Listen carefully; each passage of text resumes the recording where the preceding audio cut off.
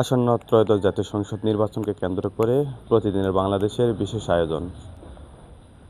আজকে আমাদের মাঝে উপস্থিত আছে নওগাঁ ৪৭-২ আসনের আমার বাংলাদেশ পার্টি অর্থাৎ এবি পার্টির মনোনীত প্রার্থী মতিবুল ইসলাম বুলু।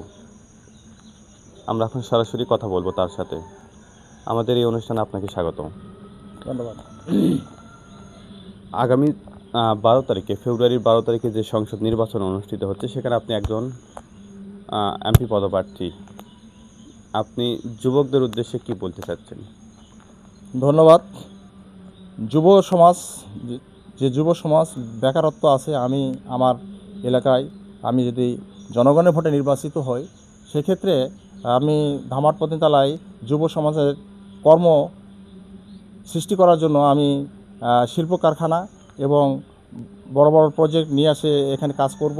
যে কাজে যুব সমাজ বেকারত্ব দূর করব, যুব সমাজের কর্মসংস্থান সৃষ্টি করব। যারা শিক্ষিত চাকরির জন্য হন্যাহে ঘুরতেছে, তাদেরকে আমি বিনা পয়সায় যোগ্যতা বলে, মেধার বলে চাকরির ব্যবস্থা করে দেবো। আর এই চাকরিতে কেউ কোনো ঘুষ নিতে পারবে না। হ্যাঁ, যাদের প্রয়োজন তাদের চাকরিগুলো সঠিকভাবে দেবো। যারা দেশের উন্নয়নমূলক কাজ করবে, হ্যাঁ, তাদের সেই ব্যবস্থা করব। এবং এই বেকারত্ব যুবকদের জন্য আমি কর্মক্ষম সৃষ্টি করে তাদেরকে প্রত্যেককে কাজে লাগাবো। কোনো বেকারত্ব যেন না থাকে, আমার ধামারপন্থী এলাকাতে কোনো বেকারত্ব না থাকে, সেইবারে আমি কাজ করে যাব ইনশাল্লাহ। আমরা জানি ধামইরহাট ও পত্নীতলা সীমান্তবর্তী এলাকা, এখানে মাদকের অত্যাচার খুবই বেশি। মাদককে নিয়ে কী বলতে চাচ্ছেন আপনি? আমার ধামহাট পত্নীতলাতে মাদক ব্যাপক হারে চলতেছে দীর্ঘদিন থেকে। সবাই কথা দেয়, কথা রাখে না। তো আমি এই মাদকের জন্য বর্ডার এবং আইনশৃঙ্খলা বাহিনীকে আমি ঢেলে সাজাবো। তারা যেন মাদককে $0 নিয়ে আসার চেষ্টা করব। এবং শুধু আইনশৃঙ্খলা বাহিনীতে মাদককে নিরসন করা যাবে না, এই কারণে যে আমাদের সীমিত ধামহাট পতিতলা দুইটা থানা এবং বর্ডারের যে কয়জন বিজিবি আছে, এটা দিয়ে এই কন্ট্রোল করা যাবে না। যার কারণে জনগণকে উৎসাহ করতে হবে। প্রত্যেকটা জনগণের মাথায় ঢুকে দেবে, জনগণকে সঙ্গে নিয়ে এগুলো এই মাদক নিয়ন্ত্রণ করব। মাদক যেন বর্ডার থেকে পাস করতে না পারে, সেই ব্যবস্থাটা করব। পাস হওয়ার পর তো মানুষ নিশা ভাঙ এগুলা খাবে। এটা যদি ওখান থেকে পার করতে না পারে, তাহলে তো জনগণ বা যুব সমাজ ধ্বংস হবে না। আর যুব সমাজকে খেলাধুলার জন্য আমি প্রত্যেকটা এলাকায় খেলাধুলার মাঠ তৈরি করে দেবো। যুব সমাজকে প্রত্যেককে খেলার মধ্যে ঢুকাবো, আর আনন্দ বিনোদনের মধ্যে ঢুকাবো। তাহলে এরা আর নেশা করবে না। প্রত্যেকটা জনগণকে উদ্বুদ্ধ করবো এই আইন শৃঙ্খলা বাহিনীর সঙ্গে। আমরা জানি যে মসজিদের ইমাম ও মুয়াজ্জিন, পাশাপাশি অন্যান্য ধর্ম অবলম্বনকারী যারা আছে, তাদের গুরুদের, মসজিদের ইমাম মুয়াজ্জিনদের বেতন নাই বললেই চলে। যা আছে জনগণের ভাতা, জনগণ কিছু টাকা দেয় তাদেরকে, সেই বিষয়ে কি বলবেন? ইমাম মুয়াজ্জিন এবং অন্যান্য ধর্মের যে গুরুজনেরা আছেন, তারা মানুষের দয়ার উপর চলে। অথচ তারা এই সমাজে বড় ধরনের একটা ধর্মের ব্যাপারে, ইসলামের ব্যাপারে বড় ধরনের একটা ভূমিকা রাখে, কিন্তু তাদের বেতন সীমিত, তার বেতন পায় না। আমি নির্বাচিত হলে আমি সংসদে যে তাদের এই বিল ভাতা এলার জন্য আমি উপস্থাপন করব এবং সরকারিভাবে তাদের বরাদ্দর ব্যবস্থা করবো ইনশাল্লাহ। আচ্ছা, আরেকটা বিষয়, আমাদের ধামইরহাট পত্নীতলায় উন্নত মানের চিকিৎসা নাই।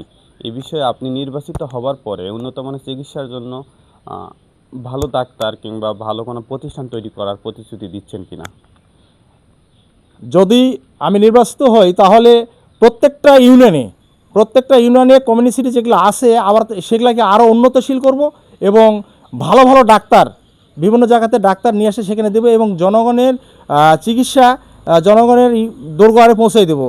এবং ধামহাট পর্যন্ত 2টা হসপিটাল আছে, এদের শয্যা কম আছে লোকের বিয়ে হিসেবে, সেই শয্যাগুলো আরও বৃদ্ধি করব এবং ভালো ভালো ডাক্তার মনিটরিং করব। ডাক্তাররা জনগণের রুগীর চিকিৎসা করতেছে কিনা, এগুলো প্রতিদিনের জন্য মনিটরিং করব। ডাক্তাররা যারা রুগী ছেড়ে ওই আপনার রিপ্রেজেন্টেটিভ নিয়ে মিটিং করে দরবার দেখতেছি অহরহ, এলাকে বন্ধ করব। ডাক্তার প্রপার টাইমে রুগীর চিকিৎসা করবে, সে করার ব্যবস্থা করব। চিকিৎসা করার পর ডাক্তার ওই আপনার রিপ্রেজেন্টেটিভ নিয়ে আপনার করতে পারেন, পরে মিটিং করবে, কিন্তু প্রপার টাইমে তাদেরকে চিকিৎসা করতে হবে। এই চিকিৎসার জন্য আমি কঠোর হস্তক্ষেপ করব, জানেন, ডাক্তাররা কোনো গাফিলতি না করে। আমরা জানি যে আগামী 12 ফেব্রুয়ারি ত্রয়োদশ জাতীয় সংসদ নির্বাচন। এই নির্বাচনে আপনার প্রধান প্রতিদ্বন্দ্বী আছে এখানে আপনাদের জোট থেকে বলা যায় বাংলাদেশ জামাতে ইসলামীর মনোনীত প্রার্থী এবং বাংলাদেশ জাতীয়তাবাদী দলের প্রার্থী। তাদের থেকে আপনি কোনো সহযোগিতা পাচ্ছেন কিনা, কিংবা আপনি তারা আপনার বিরুদ্ধে কিছু বলছে কিনা, বা বলা যায় যে আপনি কোনো প্রতিবাধ্যকতার সৃষ্টি হচ্ছে কিনা আপনার নির্বাচনী প্রচারণায়? এখনও পর্যন্ত তাদের কোনো সহযোগিতা বা তাদের প্রতিবন্ধকতা কোনোটাই আমি পাই নাই। হ্যাঁ, তাদের থেকে কোনো হুমকি ধুমকিও পাইনি, তাদের সহযোগিতাও পাইনি। কারণ এখানে নির্বাচন দাঁড়াইছি 12 তারিখ পর্যন্ত মাঠে থাকবো। নির্বাচনে ভোট দেবে জনগণ, জনগণের জন্য আমি নির্বাচনে দাঁড়াইছি।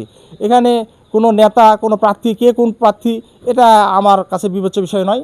আমি একজন প্রার্থী, জনগণের জন্য মাঠে নেমেছি।